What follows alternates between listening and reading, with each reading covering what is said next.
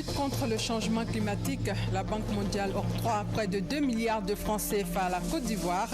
Le temps fort de la signature de convention dans quelques instants.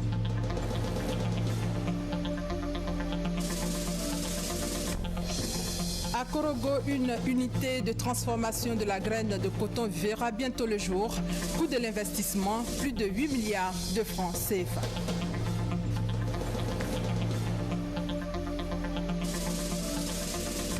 Et puis en Guinée, 5 ans après le massacre du stade de Conakry, les victimes réclament toujours justice. Il est 13h à Abidjan. Bienvenue à tous.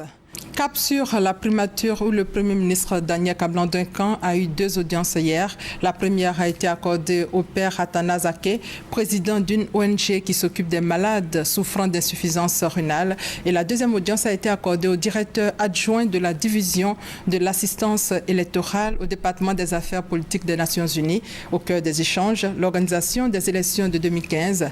La synthèse de toutes ces audiences avec Sidonie Davila. L'Association de la spiritualité de Saint-Joseph est une ONG qui a pour mission principale de s'occuper des insuffisants rénaux, surtout des plus démunis.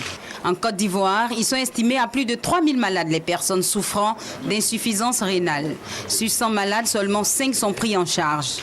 En rencontrant le Premier ministre, le père Athanase Aké a fait le point de ses activités et a aussi sollicité un appui du gouvernement pour mener à bien leurs actions sur le terrain. Nous avons des grands projets. Ce grand projet de construction d'hémodialyse, c'est lui-même le Premier ministre qui a posé la première pierre, le plus grand centre d'hémodialyse. Les Italiens qui sont nos partenaires, ils sont là. Mais ce n'est pas eux qui vont construire gratuitement tout ce centre. Aujourd'hui, nous avons un centre, je dirais, l'unité de nephrologie aux 220 logements. Nous avons tout le matériel. Il nous reste des kits. Et le Premier ministre a pris une bonne note que le ministère de la Santé nous appuie. Parce que quand on voit un bébé de 22 mois qui dialyse, les parents n'ont pas d'argent et que c'est l'association qui doit s'occuper, alors que nous sommes une association humanitaire à but non lucratif. C'est dans ce sens-là que vraiment on a besoin de l'aide. Un gala en faveur des insuffisants rénaux est annoncé pour le 14 novembre prochain. Ce sera l'occasion pour cette association de recueillir des fonds pour aider les malades. À la suite du père Athanase Aké, le Premier ministre s'est également entretenu avec Tajudine Ali Diabati, directeur adjoint de la division de l'assistance électorale. Au centre des échanges, la requête formulée par la Côte d'Ivoire au secrétaire général des Nations Unies en vue d'un appui pour les prochaines élections. Les 2 personnalités ont revisité ensemble les questions relatives à l'organisation de ces prochaines élections. Lorsque les Nations Unies ont une requête, il est de pratique que l'on vienne discuter avec la partie nationale pour savoir exactement quels sont les besoins réels de la Côte d'Ivoire en matière d'élections. Et donc, devant notre séjour, qui va durer du 22 septembre au 2 octobre, nous allons rencontrer, et nous avons déjà commencé, le gouvernement, toutes les composantes de la partie nationale qui sont impliquées dans le processus électoral. Nous allons également rencontrer les partenaires techniques et financiers de la Côte d'Ivoire. Pour des élections transparentes et paisibles, des recommandations seront adressées au secrétaire général des Nations Unies pour indiquer les paramètres sur lesquels la Côte d'Ivoire et les Nations Unies devront collaborer, a indiqué le directeur adjoint chargé de la division de l'assistance électorale. Et ajoutons que le Premier ministre a été honoré hier. Le journal des marchés émergents de la Banque mondiale lui a décerné le prix du meilleur ministre des Finances de l'Afrique subsaharienne. La Banque mondiale qui a octroyé 1,9 milliard de francs CFA à la Côte d'Ivoire dans le cadre de la lutte contre le changement climatique. Vous le savez, de 16 millions d'hectares en 1960, la forêt ivoirienne est passée actuellement à près de 2,5 milliards d'hectares. C'est un réel danger pour le pays. Face à la menace, la Banque mondiale a décidé de soutenir la Côte d'Ivoire. Alors, une convention a été signée hier entre la ministre chargée de l'économie et des finances, Kaba Nialé, et Ousmane Diagana, directeur des opérations de la Banque mondiale en Côte d'Ivoire. Guy Roger Nguessan et Noël Niagno pour plus de détails. La feuille de route soumise au Fonds de partenariat pour le carbone forestier en 2013, préparant la Côte d'Ivoire à intégrer le mécanisme international de réduction des émissions de gaz à effet de serre issus de la déforestation et de la dégradation des forêts sur la période 2014-2017 a abouti. La preuve, la signature de cet accord de don d'un montant de 1,9 milliard de francs CFA entre le groupe de la Banque mondiale et le gouvernement ivoirien. Si la Côte d'Ivoire a pu intégrer le Fonds de partenariat pour le carbone forestier, c'est grâce au remarquable travail mené par les équipes du ministère de l'Environnement, de la salubrité urbaine et du développement durable. La Côte d'Ivoire fait donc désormais partie des 47 pays retenus. Le ministre en charge de l'économie et des finances a salué cet appui financier qui va donner un coup d'accélérateur au programme national de changement climatique.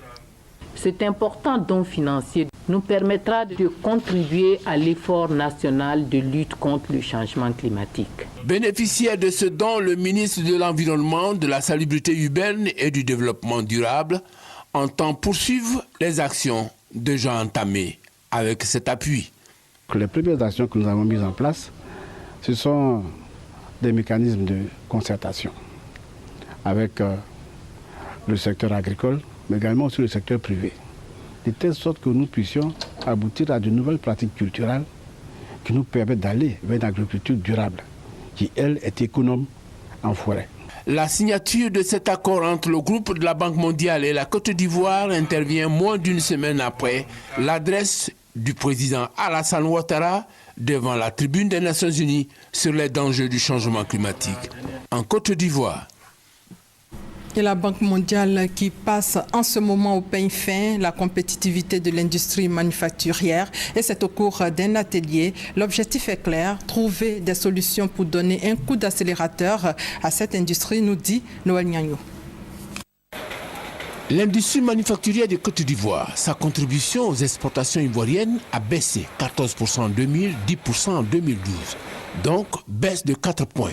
De plus, elle est très peu intensive en travail, à l'exception des secteurs de la production d'huile de palme, d'arachide, de coton et la transformation du bois et du poisson. Et comme si cela ne suffisait pas, cette industrie a des contraintes de compétitivité. Ces contraintes portent sur le transport, la disponibilité et le coût des terrains industriels, le coût de l'électricité, tout comme le coût de la qualité du facteur travail, sont inscrits sur le tableau des éléments plombants. Voilà les principales conclusions du rapport sur la compétitivité de l'industrie manufacturière de Côte d'Ivoire, rapport réalisé par la Banque mondiale. Mettre ces conclusions à la disposition des décideurs, opérateurs économiques, échanger sur ces contraintes relevées par le rapport. Un atelier a été initié avec comme finalité trouver des solutions à propos parce que 2020 n'est pas loin. Surtout que l'émergence, c'est une croissance durable, inclusive. Il s'agit en effet d'assurer le développement économique, social, culturel et durable du pays avec l'ensemble des secteurs contribuant à cet objectif. Mais cet objectif passe également par le développement d'un secteur industriel dynamique, diversifié et compétitif, capable d'accroître la part des produits manufacturés dans notre produit intérieur brut et les exportations.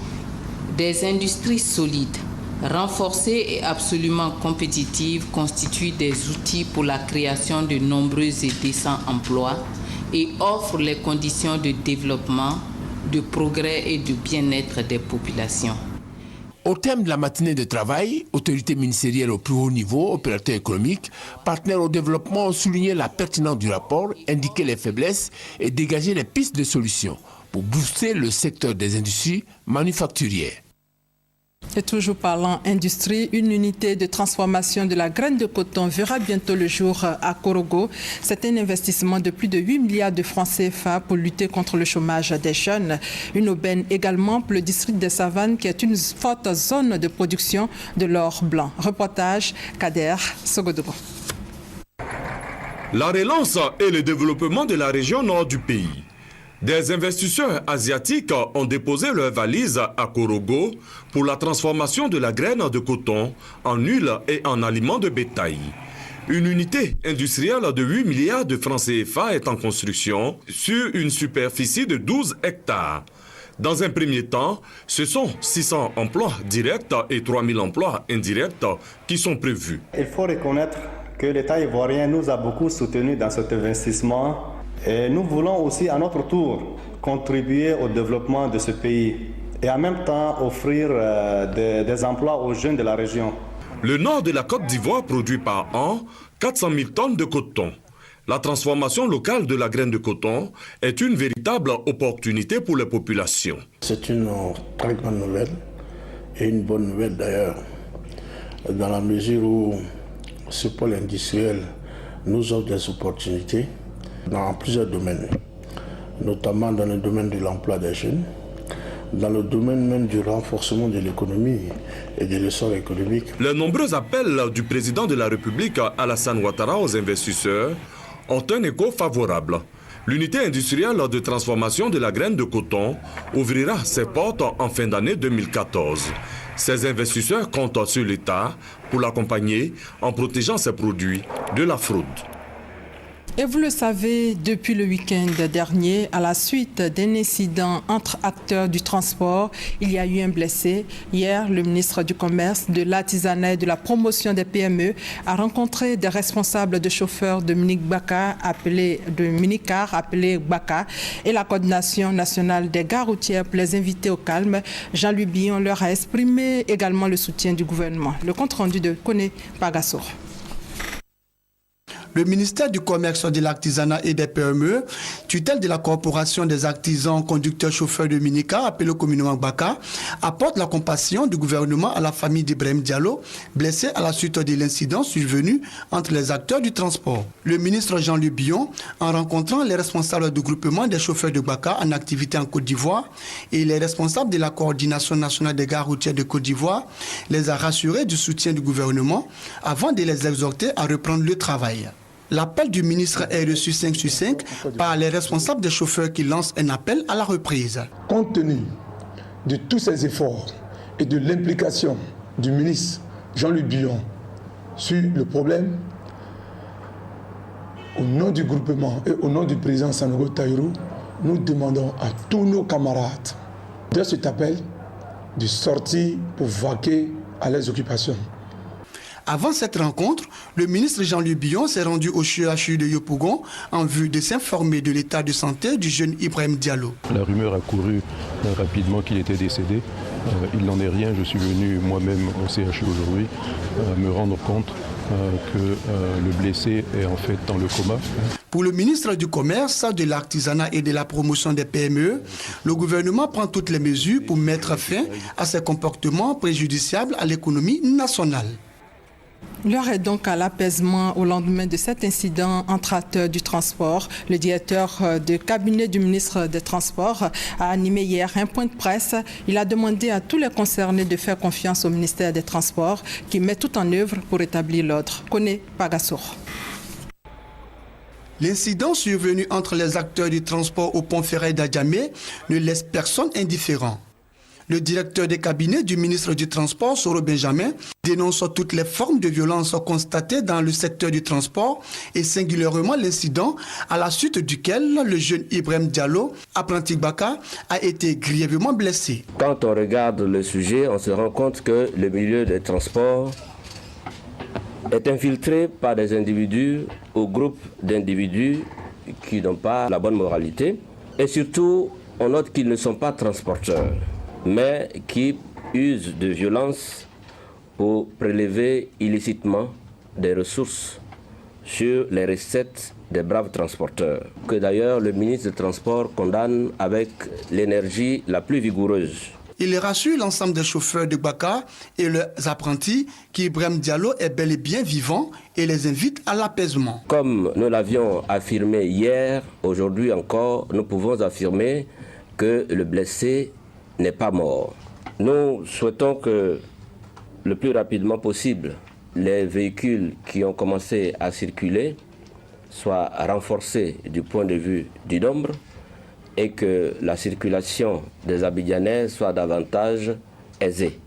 Occasion pour Soro Benjamin de condamner de vive voix ces incidents qui n'honorent pas la coopération. Il exhorte les chauffeurs de Gbaka et l'ensemble des acteurs du transport à continuer le travail.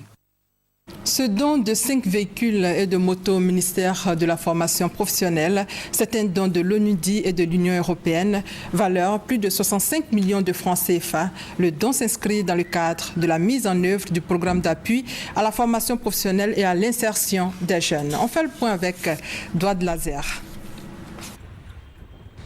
5 véhicules de type 4x4 et 5 motos offerts au ministère d'État, ministère de l'Emploi, des Affaires sociales et de la formation professionnelle par l'Organisation des Nations Unies pour le développement industriel, ONUDI et l'Union européenne. Ces engins vont permettre aux responsables des centres de formation professionnelle d'être plus mobiles dans l'exercice de leur métier. Pour les donateurs, cet appui à la formation professionnelle en Côte d'Ivoire vise à soutenir le gouvernement ivoirien dans son programme d'insertion professionnelle de la jeunesse. Nous devons travailler à arriver à terme à inscrire chaque centre de formation professionnelle dans une dynamique de développement local basée sur les besoins de l'industrie, des artisans et des communautés locales. La Côte d'Ivoire a un rôle à jouer afin de devenir un pôle d'excellence et afin de montrer qu'une formation technique est quelque chose de valorisant et quelque chose qui permet d'aller loin dans la vie. Le ministre d'État, ministre de l'Emploi, des Affaires sociales et de la formation professionnelle, Moussa Dosso, s'est réjoui de la générosité de l'ONUDI et de l'Union européenne. En acceptant d'exécuter le projet Proform, vous apportez la touche de qualité, l'incontournable expertise de votre agence qu'il fallait à notre système de formation. Voudrais-je vous renouveler mes encouragements pour les efforts soutenus dans la conduite de ce projet et surtout pour le respect du chronogramme des activités du dit projet. La valeur totale du don est estimée à 67 568 000 francs CFA. Cérémonie de remise également de dons, cette fois aux ex-combattants qui ont déposé leurs armes et munitions pour leur réinsertion socio-professionnelle, dont composé de cas de transport et d'une quincaillerie de 29 millions de francs CFA. Le Japon, à travers le PNUD, a fait cet important don à plus de 60 ex-combattants. Reportage Kader Sogodogo. Je voudrais ici, au nom de tout le monde, dire merci à l'État de Côte d'Ivoire. Je pense qu'aujourd'hui, avec le président Alassane Ouattara, les jeunes sont en train de voir la lumière. Sa parole, aujourd'hui, montre effectivement que c'est un monsieur qui est grand. À travers les structures de l'État, qui sont la Comnat, aujourd'hui, les jeunes de Bobo sont en train de sourire. Bamba Ibrahim Khalil est le porte-parole de 60 ex-combattants qui ont accepté de déposer leurs armes et munitions dans la commune de Bobo, 27 km à l'est de Bouaké. Il bénéficie de 2 cars de transport et d'une quincaillerie d'un montant total de 29 millions de francs CFA. Ce don est la volonté du gouvernement japonais d'accompagner la Côte d'Ivoire dans sa politique de sécurité communautaire à travers le PNUD. Nous souhaitons que cette activité de désarmement et le dépôt des armes légères et des petits calibres soit sous-développé et que les jeunes surtout puissent avoir d'autres activités qui pourraient contribuer au développement de la Côte d'Ivoire. En collaboration avec l'ONG Service for Peace, basée à Bouaké, qui a veillé sur le processus, la Commission nationale de lutte contre la prolifération et la circulation illicite des armes légères et de petits calibres comme NAT ALPC rassure tous les déposants d'armes quant à leur réinsertion. Tous ceux qui veulent véritablement déposer des armes de façon volontaire pourront être accompagnés dans le cadre donc de ce programme de sécurité communautaire. La cérémonie de remise de dons de Bobo s'inscrit dans le programme de lutte contre la circulation illicite des armes et à la sécurisation communautaire en Côte d'Ivoire. Il va coûter 2,4 milliards de francs CFA sur une durée de 3 ans et concerne plusieurs localités du pays. Dans le domaine de la santé, la maladie à virus Ebola était au centre d'une conférence publique, conférence initiée par le maire de Ouagayo dans le département de Gayoua. Objectif, sensibiliser les populations de la commune sur la gravité de cette épidémie et les amener à changer de comportement face au virus qui a fait plus de 3000 morts en Afrique de l'Ouest. On fait le point avec Thérèse Tapeyoboué. En 6 mois, la maladie à virus Ebola a fait plus de 3000 morts en Afrique de l'Ouest. Pour parer à toute éventualité, les autorités ivoiriennes ont pris des dispositions et des mesures afin d'éviter que cette maladie ne pénètre en Côte d'Ivoire. Dans la commune de Ouagayo, localité située dans le département de Gagnoua, région du Go, le maire Pierre Dakouri Tablé a de son côté initié une conférence publique sur la maladie qui crée une psychose dans la société. 2 experts de la direction départementale de la santé et de la lutte contre le sida de Gagnoua ont été commis pour animer cette conférence publique. Projection de film à l'appui, ils ont informé et sensibilisé les leaders d'opinion, à savoir les chefs de village, les chefs de communauté, les guides religieux sur la maladie à virus Ebola, en allant d'un rappel épidémiologique jusqu'aux signes cliniques de la maladie et les mesures d'hygiène qui s'imposent. Les leaders d'opinion ont pris l'engagement de répercuter ces informations dans leurs villages et quartiers respectifs. Le sous-préfet de Ouagayo a félicité le maire de la commune pour cette initiative, enjoignant les leaders d'opinion d'être des relais pour informer sur les mesures préventives arrêtées par le gouvernement.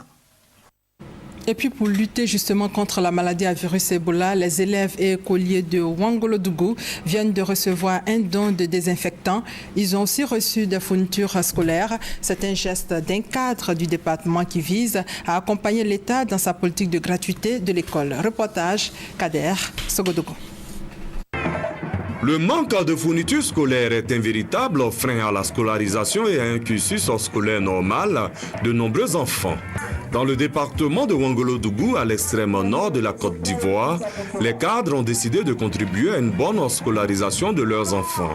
C'est le cas de Traoré Drissa, opérateur économique qui vient de faire don de fournitures scolaires aux élèves des 27 écoles primaires du département et aux 2 établissements secondaires de Ouangolodougou. Il a aussi remis des désinfectants à ces établissements pour lutter contre le virus Ebola. Traoré Drissa veut accompagner le chef de l'État dans sa vision d'une école gratuite et ouverte à tous. C'est ma façon d'accompagner le président Alassane Ouattara dans sa politique de gratuité de l'école et de l'éducation pour tous. J'exhorte les uns et les autres à soutenir notre école pour que demain nous ayons des cadres bien formés. Pour moi, les enfants bien formés, bien encadrés, sont des potentiels acteurs du développement pour une Côte d'Ivoire prospère et émergente. Les autorités politiques, administratives, les élèves et les responsables du système éducatif présents à la cérémonie de remise de dons ont tous salué cette générosité.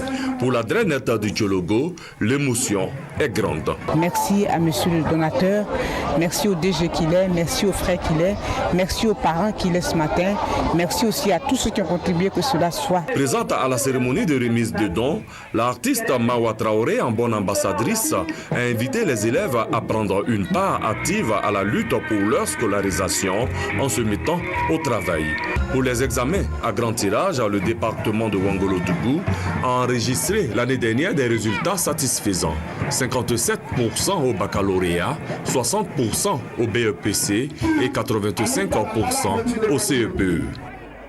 Dans le département de Tabou, les populations de Fété de Grabo, elles s'intéressent au développement. Une journée consacrée au développement a été marquée par le lancement des travaux à réaliser pour le bien-être des populations. Thérèse Tapeyoboué. Les travaux lancés au cours de cette journée concernent l'ouverture de voies, de la pose de bus et de rechargement sur plus de 10 km pour faciliter l'accès aux différents quartiers et villages de la commune. Cette journée a été l'occasion pour les autorités municipales de Grabo de poser la première pierre de cyclage à l'école primaire de Gbapé, de doter les établissements primaires de Grabo de plusieurs centaines de tables-bancs et d'une dizaine de lave-mains afin de prévenir la fièvre Ebola qui sévit au Libéria voisin. Le maire de Grabo, Martin Dugboyou, a profité de cette journée pour rassurer les uns et les autres sur la paix et la sécurité revenus à Grabo grâce aux éléments du groupement tactique 2 basé dans la localité. Les opérateurs économiques ont donc été invités à venir investir dans cette localité aux immenses potentialités. La commune de Grabo compte 4 quartiers, 8 villages et une centaine de campements pour une population estimée à plus de 20 000 habitants. L'activité principale est l'agriculture et principalement la culture du palmier à huile, l'éviaculture et le cacao. 47 chefs de village du département de Tengrela dans la région de la Bagoué intronisés. Parrain de l'événement, le ministre de la Poste, des Technologies de l'Information et de la Communication, Bruno Nabanye Koné. Le commentaire est signé Chantal Eouma Akanda. Impliquer davantage les chefs traditionnels dans la gestion de l'État.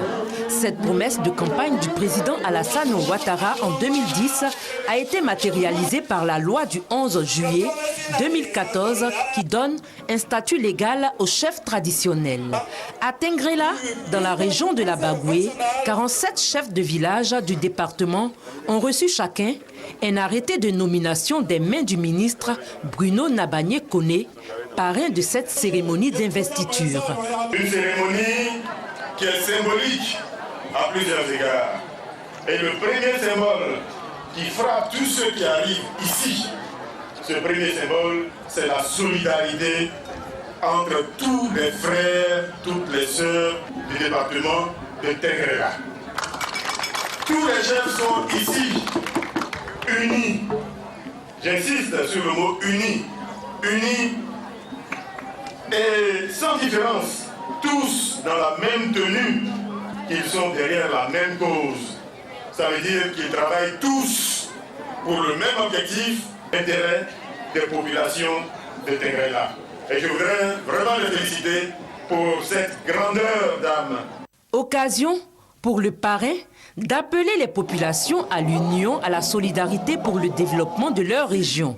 Des questions d'actualité ont été également abordées, notamment la réélection du président Alassane Ouattara en 2015 et l'épidémie de la fièvre Ebola qui sévit en Afrique de l'Ouest. Enfin, Bruno Nabanye Koné a visité la première case de Tengrela et procédé à la pose de la première pierre du hangar des chefs coutumiers du département de Tengrela.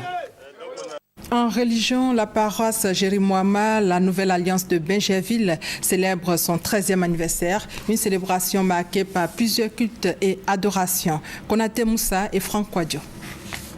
13 ans que la paroisse Jérimouama, la nouvelle alliance dans la commune de Benjerville, a vu le jour. 13 années au service de la foi chrétienne céleste, l'événement est célébré. Nous sommes une jeune paroisse, mais nous sommes dans l'obéissance de la crainte de Dieu. Et à ce titre, nous devons suivre ce que le prophète Oshofa a laissé. Le Saint-Esprit doit nous guider à comprendre que nous sommes dans l'Église uniquement pour rechercher le royaume des cieux. Et c'est cela notre mission. Culte d'action de grâce, chants et louanges ameublent cette célébration. Ce 13e anniversaire marque également la 13e édition de la grande fête de moisson de la paroisse. Occasion pour les fidèles de faire des dons et recevoir la bénédiction du Seigneur. Nous nous réjouissons de fêter cette 13e édition de la fête de moisson pour témoigner toute notre reconnaissance à l'Éternel. Son assistance et sa protection de nos préfets de faux. Alors aujourd'hui, cette journée est une journée de charité, une journée de donner et de recevoir, une journée où tout chrétien vient épargner de la maison de Dieu. La paroisse Jérimouama, la nouvelle alliance, compte plusieurs fidèles qui témoignent de leur foi. Et c'est la fin de ce 13h. Merci de votre fidélité.